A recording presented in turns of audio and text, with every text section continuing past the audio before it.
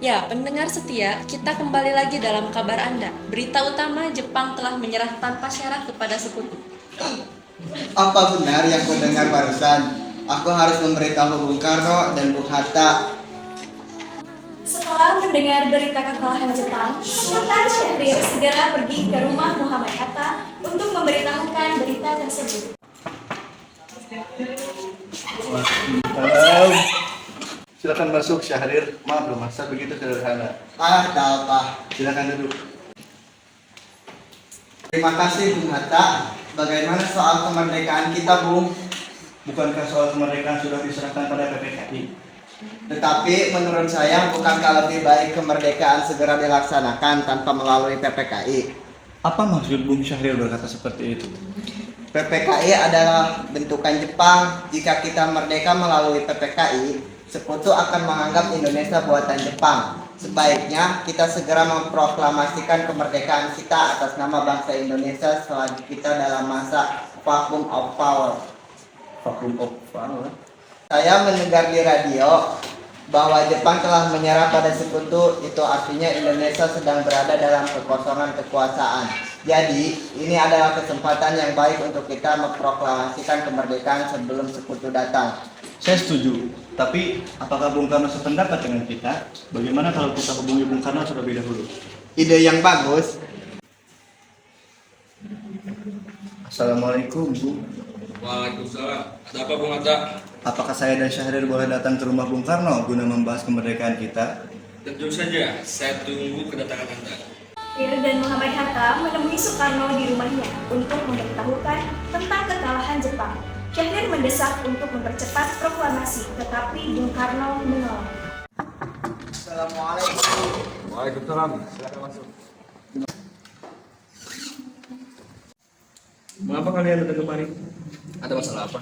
Ada berita penting yang akan Syahrir sampaikan. Berita apa itu Syahrir?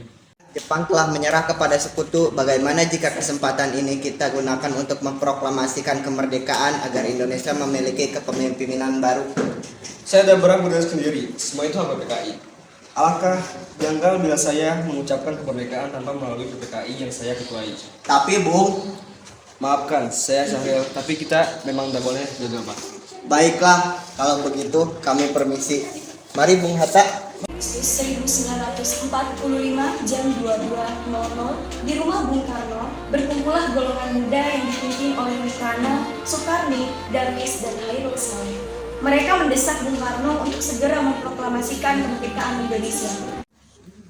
Ayo Bung, malam ini juga kibarkan revolusi. Kita harus segera merebut kekuasaan Bung. Kami siap mempertaruhkan jiwa kami Bung. Jika Bung Karno tidak bergerak cepat, maka ada pertumpahan darah dan pembunuhan besar-besaran besok pagi. Guru dari saya letak saya ke pojok itu. Sudahilah. Saya tidak bisa berlepas tanggung jawab saya sebagai ketua PPKI. Maka dari itu saya tanyakan kepada wakil-wakil PPKI besok. Sudahlah, tak ada gunanya Anda bertengkar. Mari kita duduk dan bicarakan baik-baik. Wikana, kita tidak boleh gegabah. Lalu, mengapa Anda tidak melakukannya sendiri? Mengapa meminta Soekarno melakukannya? Saya hanya mengingatkan, Bung, jika kemerdekaan Indonesia tidak dilakukan malam ini, besok rakyat akan membunuh orang-orang yang dicurigai sebagai pro-Belanda seperti orang-orang Ambon. Karena benar, Bung. Lagi pula, mengapa kita harus menunggu Jepang memerdekakan kita jika kita bisa mewujudkan kemerdekaan kita sendiri? Kekuatan kita tidak sebanding dengan kekuatan Jepang dan sekutu. Kita tidak akan dapat bertahan sendiri setelah merdeka tanpa bantuan mereka. Saya yakin kita bisa, Bung. Kita bisa. Benar, Bung. Mari kita segera laksanakan proklamasi. Benar, Bung. Cepatlah. Malam ini, Bung, malam ini. Tenang, tenang. Ini sudah malam. Tak baik Anda sama membuat keributan seperti ini. Saya mengerti bagaimana perasaan saudara. Tapi saya tidak dapat mengabulkan permintaan saudara karena saya takut akan ada banyak lagi korban jiwa. Usahanya mendesak golongan tua gagal, para pemuda lalu melaksanakan pertemuan di Jalan Cikini 71. Mereka lalu sepakat untuk menculik Soekarno-Hatta dan membawa mereka ke Rengas Dengklok. Saudara-saudara, sebagaimana yang kita ketahui, Bung Karno menolak untuk melaksanakan proklamasi. Lalu apa yang kita harus lakukan? Bagaimana kalau kita culik Bung Karno dan Bung Hatta, lalu kita desak mereka untuk segera melaksanakan proklamasi? Culik? Iya, kita bawa keduanya ke suatu tempat dan kita bujuk mereka. Itu benar. Dengan begitu, Jepang tidak akan bisa mempengaruhi mereka. Tapi kemana kita akan membawanya? Rengas Dengklok. Rengas Dengklok itu luas, di mana kita akan menempatkan keduanya? Saya akan menghubungi Sudanco Subeno untuk hal ini. Assalamualaikum. Waalaikumsalam, ada apa Darwis? Kami akan menculik Bung Karno dan Bung Hatta untuk mendesak mereka agar mereka melaksanakan proklamasi. Apa? Menculik mereka? Iya, dan kami sepakat untuk membawa mereka ke Rengas Dengklok. Bisa kau memberikan keamanan kepada kami dan mencari kami tempat untuk menyembunyikan Soekarno-Hatta? Tentu, saya akan mengamankan Anda semua. Untuk tempat, nanti kita pakai rumah Xiao Kisong. Sebenarnya setuju, dan kita akan ditempatkan di rumah Jauh Kisong. Kapan kita akan menculik Bung Karno dan Bung Hatta? Secepatnya. Harinya, 16 Agustus 1945, dini hari, rombongan pemuda menculik Bung Hatta untuk dibawa ke Rengas Dengklok tanpa sepengetahuan golongan tua. Waalaikumsalam. Mari Bung Hatta harus ikut kami. Akan dibawa kemana aku ini? Lagi pula, mengapa kita harus pergi? Rengas Dengklok kita sudah menjadi keputusan para pemuda. Selain itu rakyat akan menyerbu kota. Apa yang Anda bicarakan? Jika itu benar, kita tidak akan bisa melawan karena tentara Jepang itu di Jawa masih utuh. Sudah jadi kesepakatan kami, Bung, dan Anda harus tetap ikut kami ke Rengas Dengklok. Ini demi kebaikan Anda, Bung. Ayolah, Bung, waktumu sudah hampir habis. Baiklah. Rombongan pemuda juga menculik Soekarno. Soekarno bersedia ikut dengan rombongan pemuda ke Rengas Dengklok jika anak dan istrinya diajak pulang. Bung Karno. Ya, ada apa? Jangan masuk.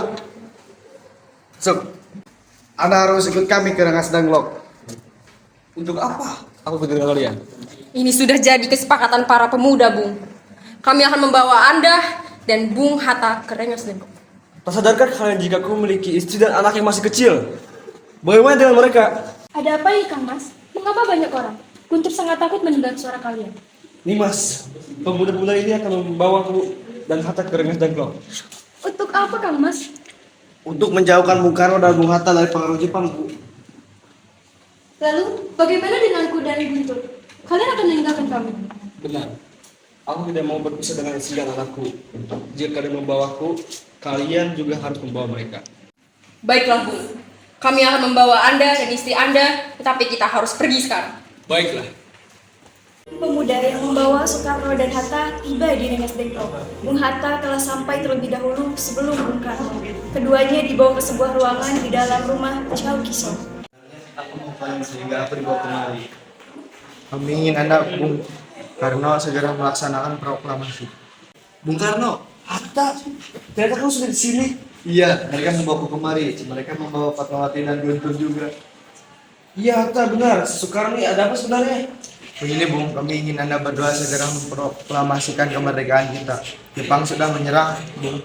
Ini saat yang tepat untuk kita memproklamasikan kemerdekaan Indonesia. Mengapa kau begitu mudah percaya kabar itu, Karni? Jepang pasti akan kemerdekaan kita, tapi bukan sekarang. Saya tidak setuju, Bung.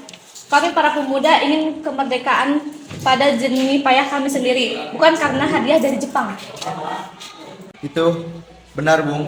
Bila kita merdeka atas hadiah Jepang, maka kita akan adalah bentukan Jepang. Kita bisa dijajah lagi, Bung. Ada apa, Saleh? Mengapa kau terengah-engah seperti itu?